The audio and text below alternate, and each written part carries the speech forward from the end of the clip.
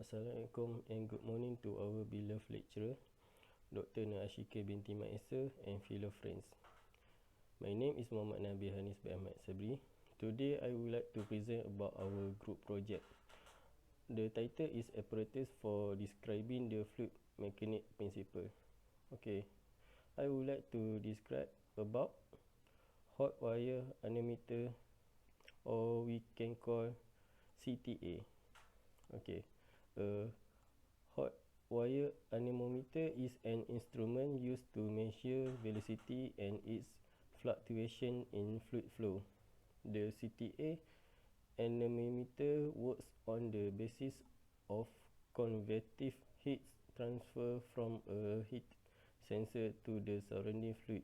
The heat transfer being primarily related to the fluid velocity. Okay, this is the ni, you can see the figure. Alright, this is the equation. A turbulent flow can be evidenced by highly random fluctuation in flow variables such as velocity, pressure and vorticity. Okay, then we can go to equation 2. You can see here. Okay, and then from the equation 1 and 2 we can describe in equation 3, and then we get the equation 4. Okay, next, accuracy, precision, time, specific uses. Okay, accuracy, the description. Hot wire anemometer are generally more accurate than pitot tubes at low velocities. Next, precision, based on calibrate hot wire anemometer to characterize the average local velocity and turbulence. Then time response, the anemometer have a very small sensing element. And last is specific uses, used in microstructure analysis of gas and liquid flow. Okay, so we can see the advantage and disadvantage of the CTA. Okay, the advantage is easy to use for novice. Second, the output is an analog voltage, which means that no information is lost, and very high temporal resolution, which makes the CTA ideal for measuring spectra. And third, CTA is more affordable than LDV or PIV system. And fourth, excellent frequency response characteristic. Okay, while the advantage of CTA is it cannot be used in high temperature environments. The sensing wire is sensitive to the disposition of impurities that impact its frequency response, requiring frequent calibration. The third is, furthermore, the sensing wires are insensitive to a flow reversal. And the fourth, it is very delicate to handle and prone to breakage. Okay, that's all. Thank you.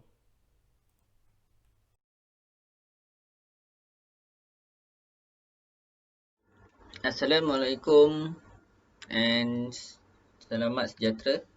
My name is Muhammad RAFIE and I will explain about the wind turbine wake.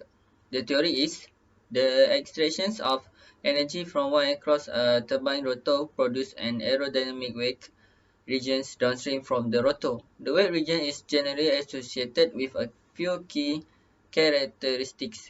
This includes a velocity deficit, a pressure differentials, an expanding area, rotations of the wake field, and increased turbulence. Studies of the wind turbine wakes range from simplified mathematical approaches to complex empirical models. Wind-farm developers also vary in their application of this model for the predictions of losses caused by wakes within a multi-turbine project. Okay, the fundamental and empirical questions. Wake influence from one turbine to the next have received the majority of attention in this field of study due to the significant influence this has on performance and reliability. Downstream wake effects and frequently quantified through the use of rotor disk theory and the conservation of linear momentum. The rotor disc refers to the total swept area of the rotor as shown in figure 1.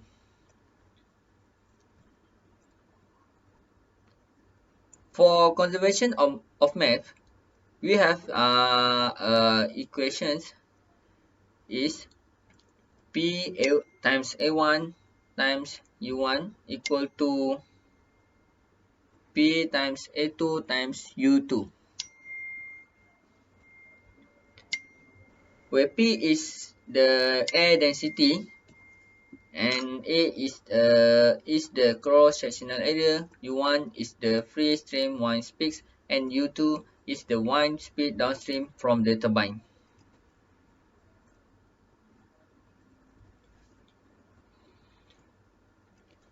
Okay, the equations follow the concept of conservation of energy, where Q U1 to 2 plus P equal to H, where P is the pressure and H is the total energy for the constant streamline. Using the Bernoulli equations and conservation of momentum together, the following equation can be developed. So the equation is U2 equal to U11 minus CT. Here CT refers to the thrust coefficients of the wind turbine. In this way, we have a simple wake model for the representations of downstream wind velocity based on the free stream wind speed and the characteristic of the turbine being considered.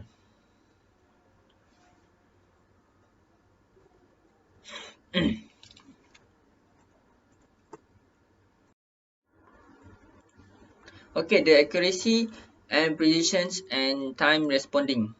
Locating and assessing the feasibility of a wind farm is one of the most critical elements in a wind farm business plan. Maximum energy extraction from the investment is dependent on where the site is located and where each individual turbine is positioned within that site. Where interactions between wind turbines and nearby wind farms can substantially impact power output. Wind farm developers expend significant resources collecting data for site assessments. Okay, a variety of models have been developed to simulate wakes within a wind farm. The most widely used model includes the Park Modified Park, AD Viscosity, Deep Array Wake mode.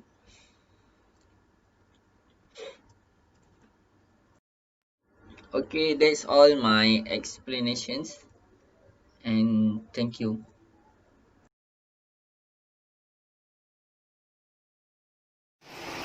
Assalamualaikum. My name is ZUWARI and I'm gonna talk about the laser Doppler velocimetry.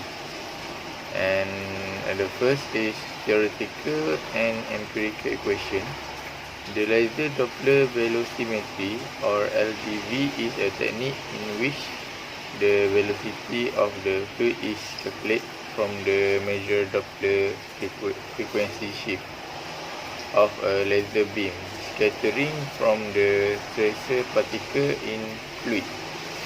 The relativistic Doppler shift is given for a particle travelling much less than the speed of the light by using this equation.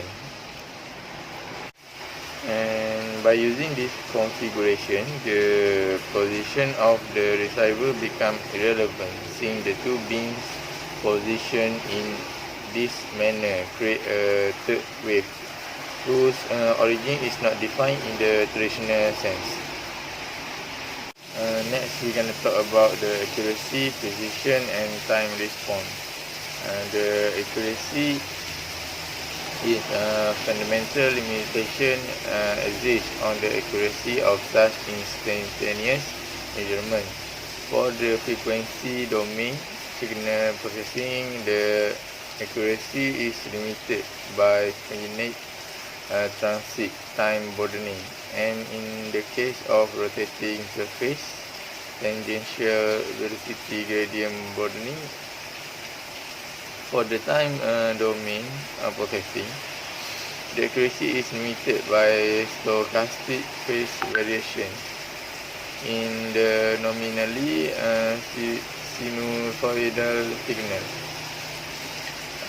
Net precision, diode laser and diode pump solid state laser as well as glass fiber and micro optic are employed to an increasing extent. Particularly the development of solid state laser proceed rapidly. The new laser with improved properties such as high power, fundamental mode, emission make it possible to develop enhanced LDV sensor head. Next is time response. LVD advantage are that they are non-instructive, provide highly accurate measurement data and have a fast response time. Laser Doppler velocimetry is one of the most important methods for the velocity measurement with high spatial and temporal resolution. Okay, next the specific user. The LDV is an optical point velocity measurement technique that has revolutionized velocity measurement in hostile flow environment.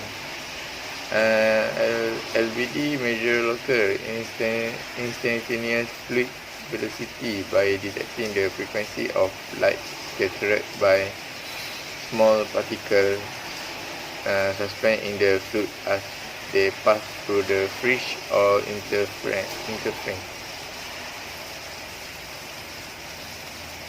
Okay, last we're gonna talk about the advantage and disadvantage.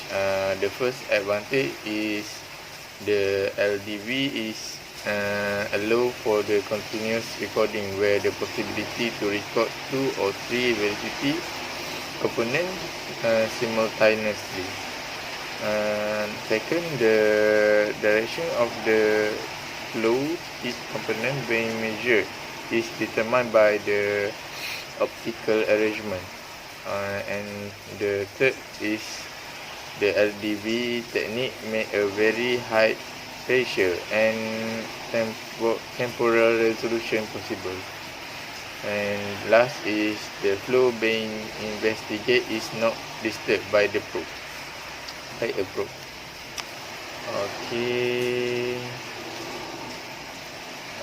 for the disadvantage is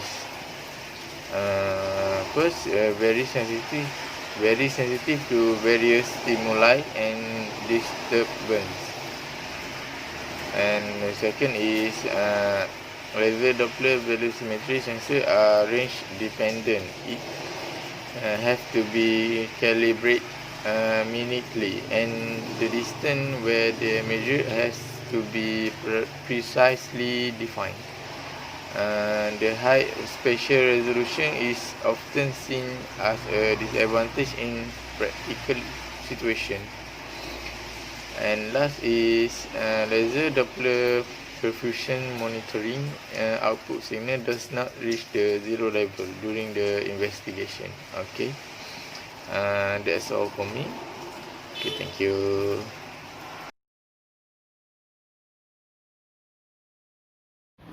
Assalamualaikum. My name is Muhammad THAQIF AMJAD bin Abu Bakar. My matric number is CD 190192. Alright, today I will explain about the particle image velocimetry. The function of particle image velocimetry is non-instructive laser optical measurement technique for research and diagnosis into flow turbulence, microfluid, spray atomization and combustion process. After that, the accuracy of the PIV is high accuracy measurement of unsteady flow using digital particle image velocimetry. After that, the time response of the PIV, the result found by a typical of solid particle used for velocimetry under a wide range wind tunnel condition, and so previous particle frequency response analysis based solely on shock response test may well have overestimate the response to turbulence. After that, the main difference between PIV and the TOS technique is that PIV produce 2-dimension or even 3-dimension vector field, while the other technique measure the velocity at the point. PIV has been applied to a wide range of flow problem, verifying from the flow over an aircraft wing in a wind tunnel to vortex formation in prosthetic heart valve. 3-dimension technique has been sought to analyze turbulent flow and jet. The pros of the PIV is the method is to large degree non-interactive. The added tracer generally cause negligible distortion of the fluid flow. The construct of the PIV is in the some case the particle will due to their higher density not perfectly follow the motion of fluid, gas or liquid. Particle image velocimetry method will in general not be able to measure component along the z-axis. Test component might not only be missed, they might also introduce interference in data for the X and Y component caused by the parallel. Thank you.